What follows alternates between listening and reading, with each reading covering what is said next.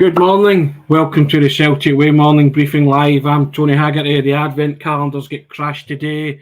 It's Thursday, December the 1st. How are we all doing? Did you enjoy your wee bit of chocolate or whatever you got behind your window in the advent calendar? Excellent. Anyway, as I say, I'm Tony Haggerty, Haggerty10 Twitter handle. You all know that. And I'm joined today. It's the three amigos reassembled again. And I'm joined by Sean Martin at Sean Martin TCW and Aidan McDonald at Aidan C. McDonald. How are we, gentlemen? Excited about this, Tony. A wee bit of controversy mid-break. Oh, there we go, and we'll get to that. But as always, new month, new deal, new offer. Just direct your attention to the strap line running along the bottom, and it's a new deal, and it's £1 for 2 months of full access, or 25% off the yearly price of £26. Now, we can't say fairer than that. All you have to do, it's the festive Celtic Way deal. Merry Christmas to you. Yes, you get 25% off for a limited time only, and £1 for 2 months of full access to everything that we write on the website.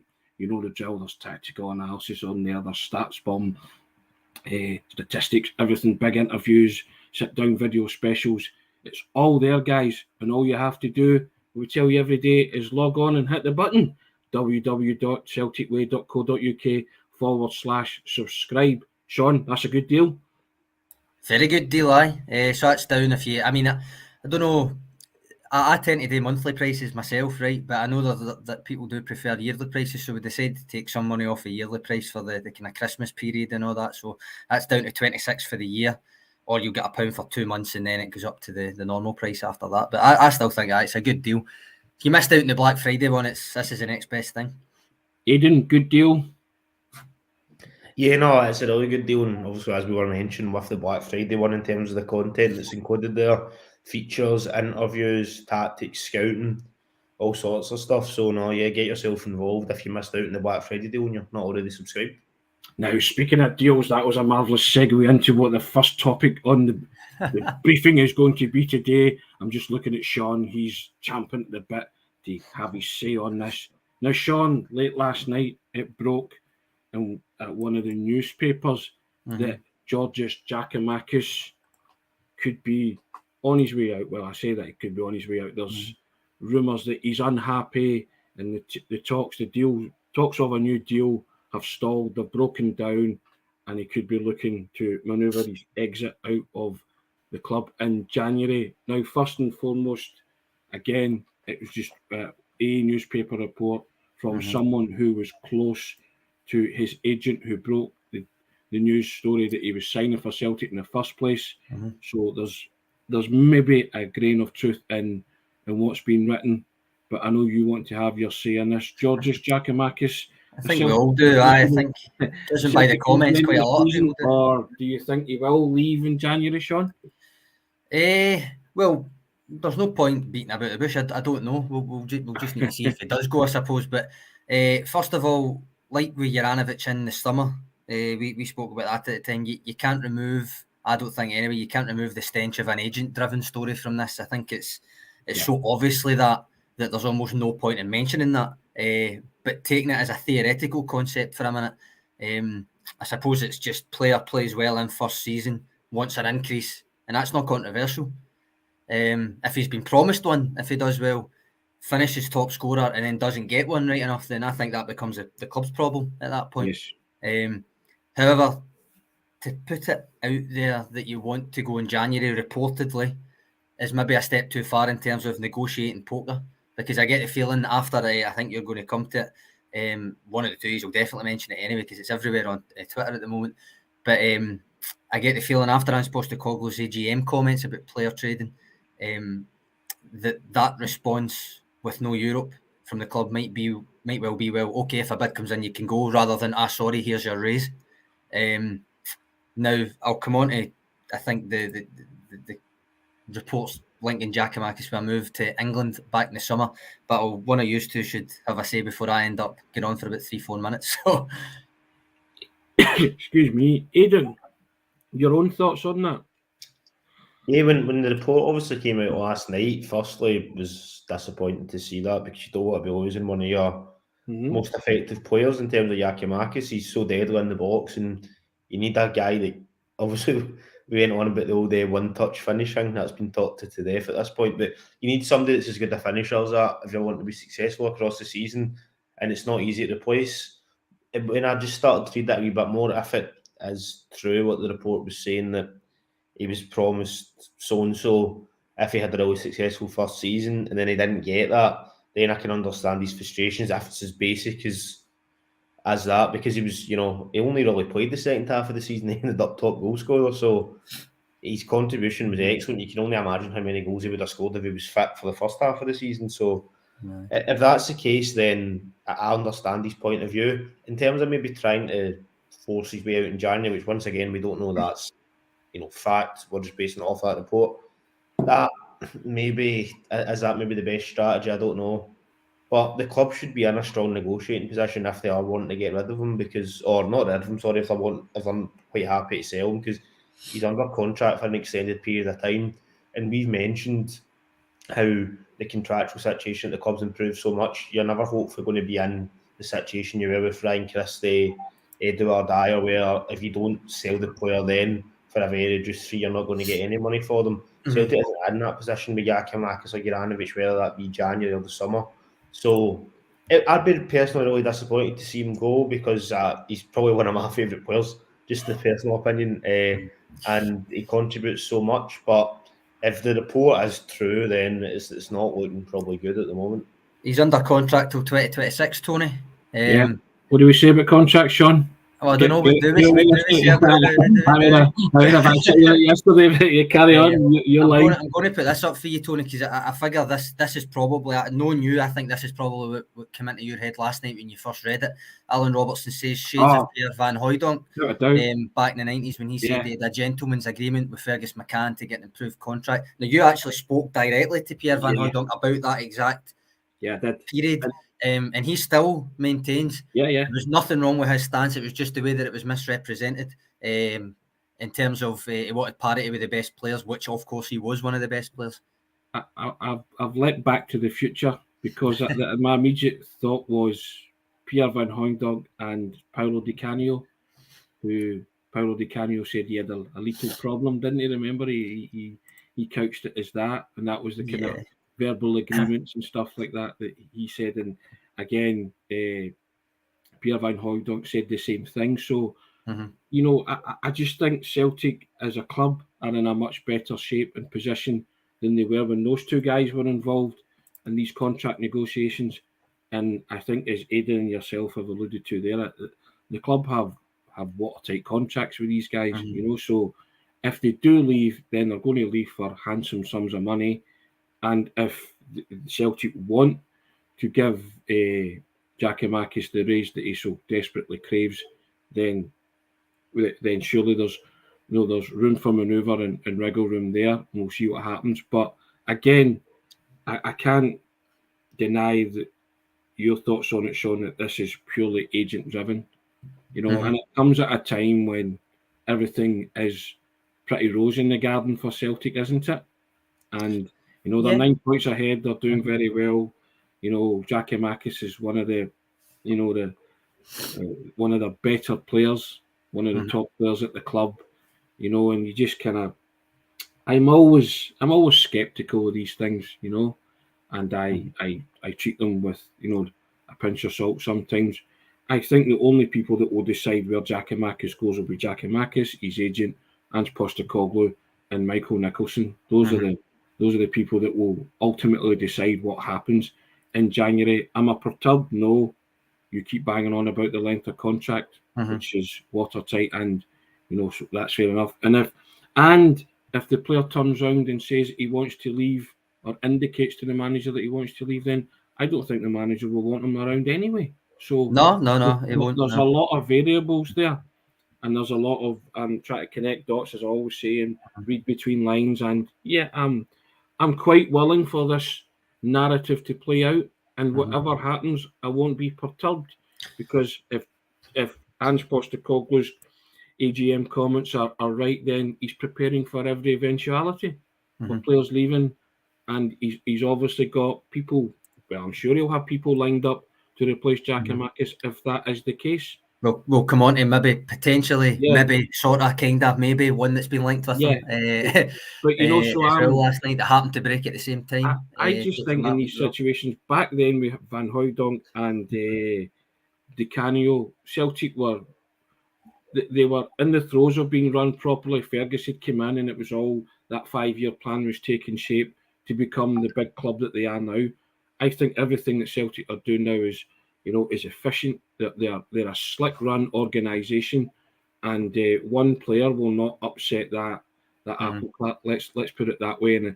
And I think if Giakoumakis spits the dummy too much, then it will lead to a parting of the ways, because the club's far bigger than any one individual. And that's not to say I have a downer on Giakoumakis. I love the contribution that he's made. I love the one-touch finishes. I like him as a striker. I still think he's got a vital part to play. But I just don't see anybody upsetting Celtic and derailing, you know, the title bid for 2 in a row. And I think the manager will see it that way too. Funny you should use the phrase "upset the apple cart," because when the English kind of interest was circulating late in the summer window, and we kind of gave our opinion on it, I said I thought that selling Giakoumakis would actually upset the apple cart more than selling Josip Juranovic would. Yeah. Not that I thought either of the two of them should have been sold anyway without a ludicrous bid coming in, but aye, it's funny you should use the same phrase. Michael Ross coming in saying personally he'd like to keep Giakoumakis because he thinks he's a fantastic striker. Jamie Young saying pay him the money, pay the man, surely. Or there will be a revolt. He loves the big man. William Lamont saying no player's bigger than the club, not happy, see you later. David just joining us saying morning folks. Alan Robertson again, GG still for me versus Kyogo. Won Celtic the league last year when Kyogo was out and played in most matches after the winter break. Aidan referenced he's kind of the dichotomy of his form last season. He was injured, then he got in and he missed a penalty, scored one against St Johnstone, wasn't it great? 1 goal in his first 9 games and then 16 in his next 20, I think it was. So his contributions, without a doubt, like he was absolutely pivotal last season. Now technically, if you start looking at things a wee bit more, trying to look at things a wee bit more objectively, technically he's 27, he's going to be 28 in just over a week. He's only had 2 good goal scoring seasons in his career.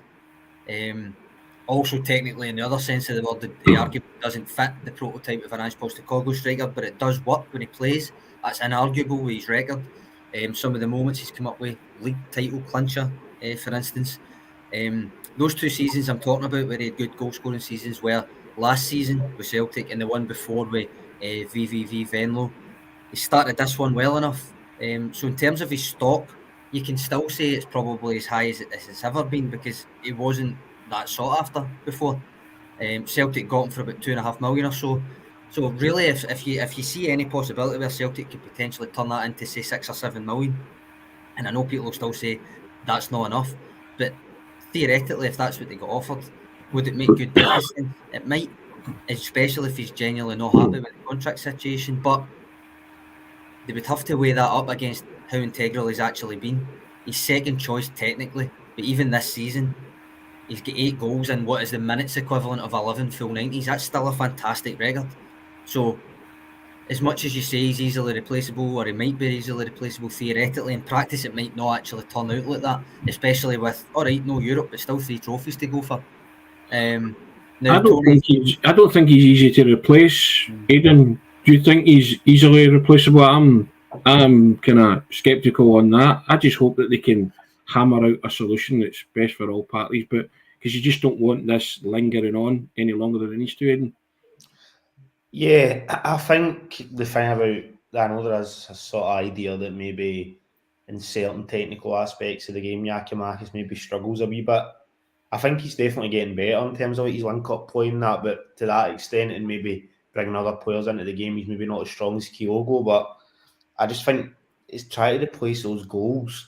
Now, I don't doubt that whether it's Kyogo or Giakoumakis, Ange and the recruitment team have had sort of plans in place in case one of them did leave, whether it was like January or the summer, but there's no guarantee, even if you've heavily scouted a player, that they're going to come in and replace that. I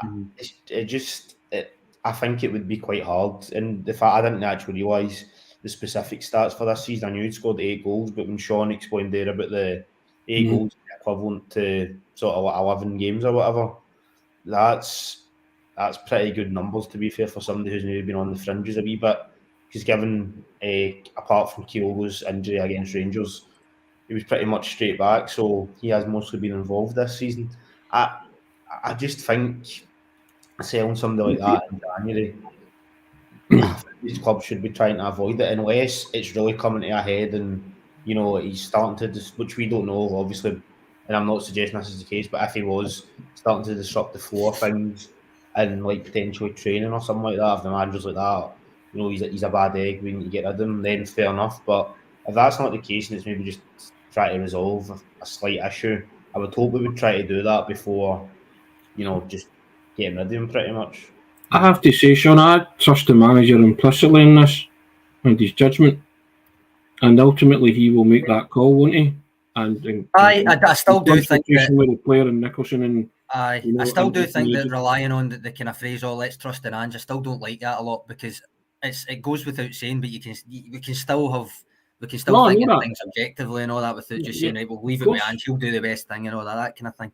Because I see that quite a lot, and it's kind of almost abdicating, taking a stance on it, I think, a lot of the time. But Kevin Ferrier here saying, when's his contract up? It's 2026. I've seen a few people saying 2025. As far as I understand, it was a 5-year deal signed last summer, so 2026. But there's plenty of comments coming in. I'm just sort of saying that the manager won't let a player upset. You know, the harmony and everything that he's trying to build. I'm talking about it from that sense. I know we're looking at it objectively, and I think he, if a player feels undervalued, which maybe he does, I can't speak for him in that sense, but his contribution has been excellent, and his one-touch finishes and all the goals that we've highlighted, he has made a valid contribution. Is he worth more money then? I don't know what he's on, so I can't comment on that. But agents are always trying to get their players the best deal, and as you see, he's 27, he'll be 28 soon. So is this kind of the shot over the bow to say, look, I've got one more good move in me, or I stay here, finish my career, and you put me on parity with and others? Fair enough, he's perfectly entitled to ask. Whether or not he gets it is another thing. But I trust the whole structure now, that whatever scenario plays out, it will be the best for Celtic Football Club. Trust the manager, I trust the board, and I trust those who crunch the numbers. And you know, and also, as Aidan alluded to there, if you've an unhappy player, you can't keep an unhappy player at the club.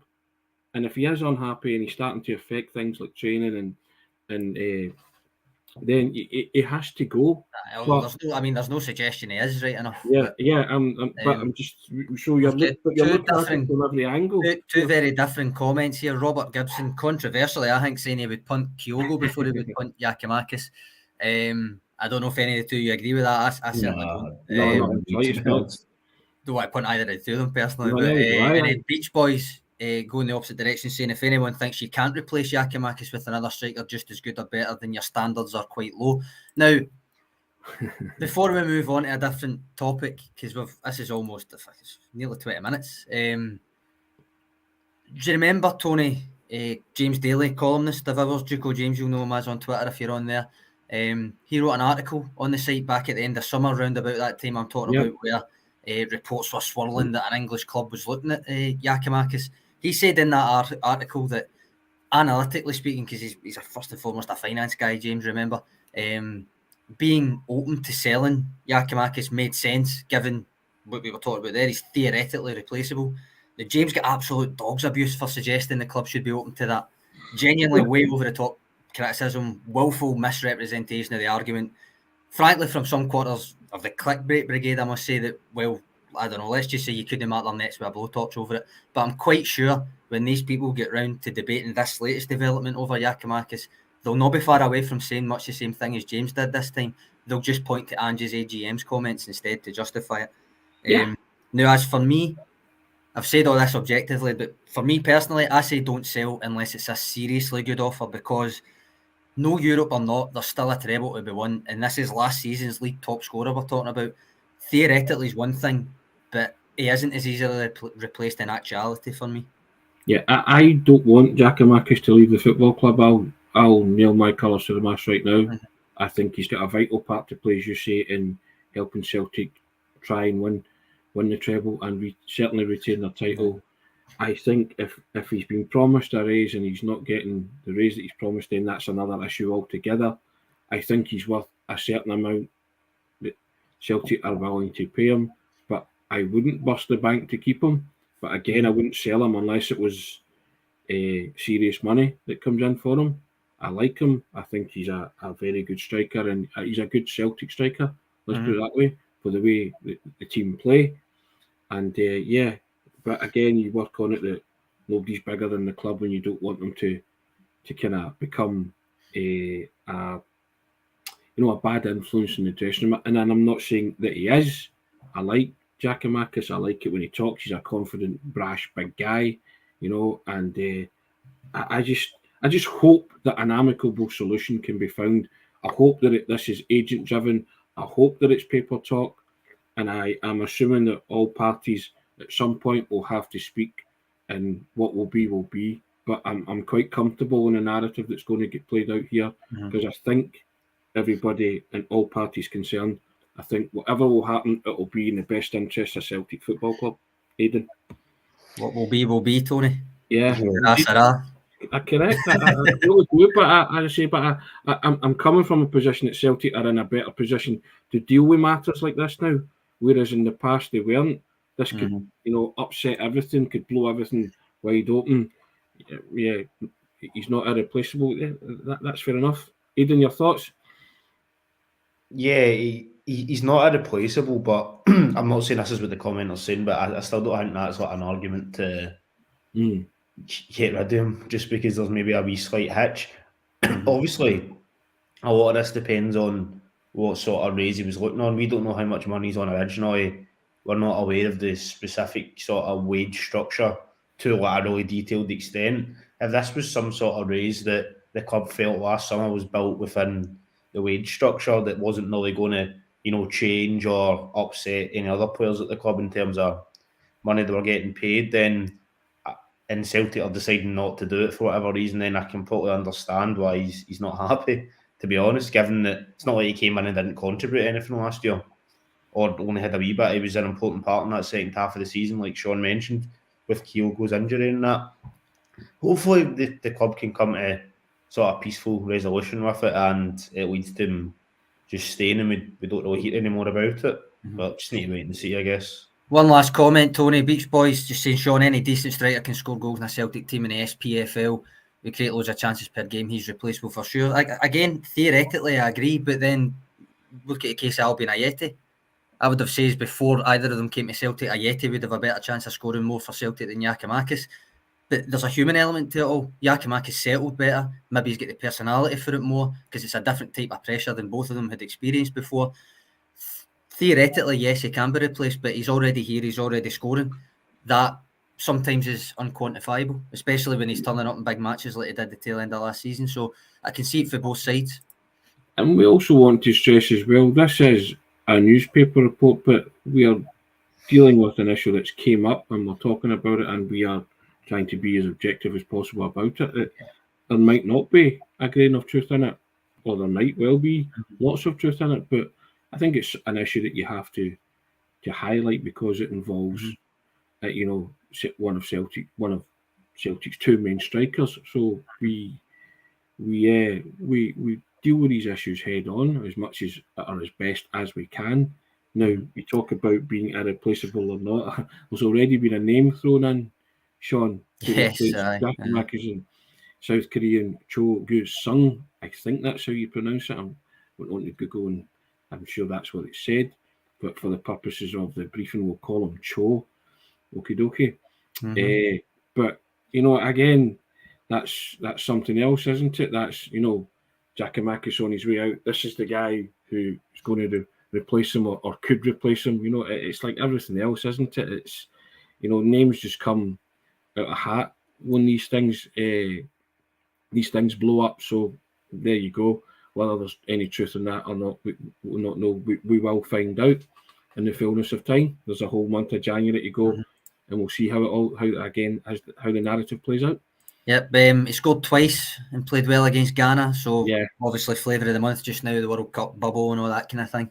I think I'll hold off pulling the trigger on a Stuart Ross in-depth scouting report on this one, but until there's a wee bit more substantial reports to back it up. But for the purposes of this, because I always do it for you anyway, and you're probably expecting it, I did have a wee look at his stats anyway.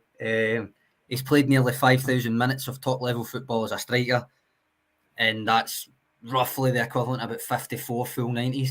And in those games, he's got 31 goals and 8 assists, so not to be sniffed at, to be fair. That's decent return. Aidan, that's a decent return for any striker. Yeah, those are positive stats, and if it is the case that Giakoumakis is going to be leaving Celtic are already, sort of sniffing about getting a replacement in, then that's really positive. Similar with the Johnson-Juranovic thing. Yeah. And even if it was the case that Giakoumakis was still going to be here potentially to the summer, I'd mentioned it previously with the Tom Roderick, Matt O'Reilly sort of dynamic. I think having somebody in.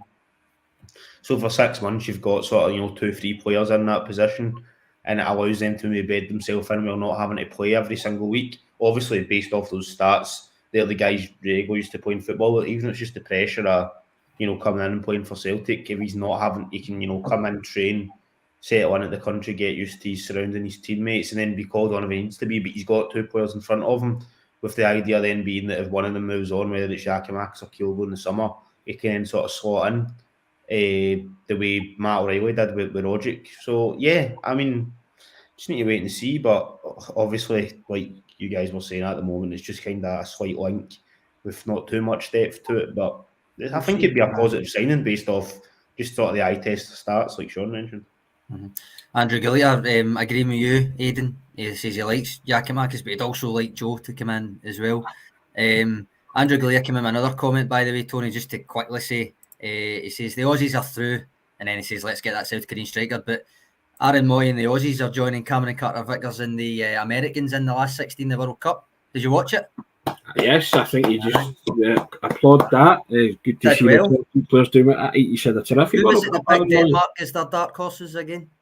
It wasn't me. Was it Aidan? I don't know who it was that picked them, but if you no idea what they're talking about, I'll tell you.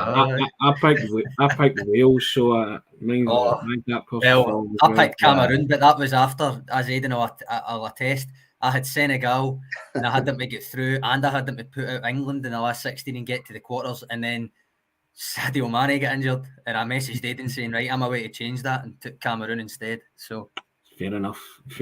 But yes, I bottled it. In other words, bottled it. You have to applaud Cameron Carter-Vickers and Aaron Moy, and just hoping they can get further in the tournament, because I think it'll be a great learning curve for them and a great experience. Is it Holland, Netherlands that Cameron Carter-Vickers has got, and it's Argentina that? Yeah, so Argentina, Australia, and well, Aidan's writing Australia off right away there, then, isn't he? Yeah, Michael Ross says a USA Australia final. Yeah, that would be something else. A win-win. I think you have to applaud Cameron Carter-Vickers and Aaron Moy for reaching the last 16 with their respective countries, and good to see them doing well and showing up well. To be fair to them. Now, they did, Tony. We just kind of spoke about Carter-Vickers yesterday. I'm going to put a link in because he's inspired me to look at his performance a wee bit more when he's come off the briefing. So I'll put the link into that. But it's really just kind of looking at the concept that Greg Berhalter had kind of said after the game. He plays this way for Celtic, and Iran were going to sit in a low block, and he's used to that. Iran didn't really do that. Like USA didn't really play like Celtic. But when I watched it and when I looked at the stats and stuff, Carter-Vickers done exactly what Carter-Vickers always does. And you call him Cameron Carter-Vickers 8. It was essentially that, but he translated it to the World Cup for a team that doesn't play like Celtic, and basically in his third start since 2018 for the American national side. I think that's massively to his credit. So I think if you're a good player, you're a good player, Sean. You can hold your own in any company, and I think Cameron Carter-Vickers has shown that he's more than a good player, and that confidence that he's got from playing a regular with Celtic and being a regular winner with Celtic, he's taken that to international level, and good on him. Mm-hmm. Aye, it's not the easiest of things, by the way. We see that with Celtic players try to translate it from SPFL to Champions League. It's a different type of translation to get it from club football to international football, not much less than the World Cup. Now, all right, it was Iran, but Iran are actually not bad. Iran are not bad team. I know England beat them 6-2, but they're not a bad team. And I think you saw that because the teams actually, Iran matched USA in pretty much everything apart from shots. So I do think that as much as he was saying he thought they would have to play a Celtic type of game, they didn't really play like Celtic, but Carter Vickers definitely played like Carter Vickers, and that was to his credit. Even Sean referenced it the other day when I spoke to Eric Wijnaldum, and he told me that Cameron Carter-Vickers would be a vital cog in that defence. And Eric Wijnaldum has played and scored for America in the World Cup final, so it doesn't come any greater compliments than that. But Eric was right. He has a vital part to play, and he also said that because of the level that Cameron Carter-Vickers is playing at, he said in the MLS there's guys hanging about outside after a 4-0 defeat saying, "Sign my shirt." He says people wouldn't be doing that at Celtic after a 4-0 defeat. They'd be giving you dogs abuse and telling you to square your game and buck up your ideas. And he had a point. He was saying that high level that Cameron Carter-Vickers is playing at every week, where he's having to peak and peak and peak and then keep going to that well and drinking. So to translate that, as Sean says, from club level to international level is a difficult skill and a process, but he seems to have managed it. Yeah, I would imagine it is difficult to step up, and that was probably a good sort of comparison when Sean mentioned the SPFL to the Champions League aspect. Carter Vickers was excellent in that game, and he just kind of looked like somebody that had been playing at that sort of level for a long time. Really, it was absolutely seamless. I think if you'd told somebody that didn't really know anything about him that was his first, not just his first World Cup start, but his first World Cup appearance, and I think people would probably be quite surprised at that because he was very controlled and didn't look at a place at all. Obviously, it wasn't a surprise to us because we know how good he is, but just shows you how brilliant he's been since he came at the club and what a great business it was for Celtic getting him tied down in the summer because he's such an important player. And if Celtic's going to be successful again this season, then I'm sure Carter Vickers will be one of the most important, if not the most important part of that. Tony, Michael Ross coming in here saying his performance will have alerted clubs all over Europe, and Andrew Galea coming right in straight before it actually wasn't saying no, he's not for sale. I think we all echo that just now, but I think for Carter Vickers himself, we said it when he signed, and this is just his first. There's only a few months into his permanent deal. After so many loan spells, he wanted somewhere he could settle. He's not looking to go anywhere anytime soon, even if his performances will alert people. And on the subject of Michael Ross, it was him that asked the other day about the power rankings, but doing it just for the Champions League. I've taken the data out, so I will do it. It might not be this week, it might be early next week, but I will do that for you, Michael. I'll do it as a newsletter, probably. And that, I suppose it'll be quite interesting. Some of them played 6 games, some of them only played a couple. I don't really know where to draw the line yet for inclusion. Don't know if you've got any thoughts, guys, because I don't think it's fair to just say one game and you're in. It might need to put a minutes threshold on it like the rankings. I don't know, but well, Cameron Carter-Vickers has been deputising for the captain, Callum McGregor. Yes, another nice wee segue into the next topic of discussion, and that is that Callum McGregor could feature against Rennes in December the 10th, Sean, when Celtic go to Portugal. They're playing Rennes in a friendly match in Portugal, and the timeline for Callum McGregor's return is possibly that date, December the 10th, which is just over a week away, which again, another massive boost for Celtic and another positive for Celtic. Yep, good news. I mean, although I think expected, They were not when you were in Sydney. I don't think there was ever any murmurings that this wasn't going to be the case, was there, Tony? I think it was pretty much understood that he would maybe be ready for at least that. This kind of period, because although Ren only confirmed it the other day, I mean, we've known this kind of friendlies on the cards for a while, and am I right in saying there were no murmurings that he wasn't going on track? You know but it's just good that everything's on schedule. Definitely. I mean, in terms of an actual timeline, you don't know what Ange's thinking. He has shown a wee bit more patience with injuries this year because the squad's a wee bit deeper. The fact that O'Reilly has played so well in that deep position means that he doesn't necessarily need to get McGregor back in the team right away, that kind of thing, which is good. I still want him back in the team right away because I think the more he's in, the better it will be, and it will allow O'Reilly to move back to his natural position, all that kind of thing. But that Rennes game is a week before Aberdeen at Pittodrie. Yep. So that could be on the cards, but I think my inclination, if he goes the kind of slow and steady route, would be maybe to take it that slow and steady way with the Rennes, Aberdeen and Livingston games, and maybe look at the St Johnstone and Hibs matches, have them maybe earmarked for a start ahead of the derby at Ibrox in January the 2nd, where you would want them to be ready to go and up to speed. Would you Aidan, think? do you agree with that? Yeah, I do agree. Firstly, that it's a real positive, obviously, that McGregor's, by the looks of it, back in the fold or very near to be back. I wouldn't have any issues if he did get some minutes against Rennes, but then maybe Aberdeen is either coming off the bench or he wasn't really involved, with him then adjusting to the 2 home games. I think that's sort of good. And then hopefully Hibs, for the Hibs away game, he'd maybe be back involved there. And then obviously the game at Ibrox, he would, as long as he was fit, he would be one of the first names in the team sheet for me. And I think this is also going to be a positive for the midfield to an extent, because Matt O'Reilly's did really, really well in that number 6 position, probably better than anybody expected, and the stats show that he's been a really important part. And as much as McGregor does offer a wee bit more, given O'Reilly's experience and his age and in that role, he's still been, putting on good performances stats wise and with the eye test as well. But he'll now be able to move a wee bit further forward.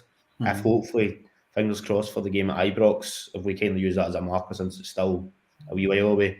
If for that game you've got McGregor fully fit, being able to sit back at the 6, and then O'Reilly and Hatate in midfield, then that would just be excellent, because you've seen how good the 3 of them were in that 4-0 game that happened a couple of months ago now. So yeah, it's all positive from that extent in terms of Callum McGregor.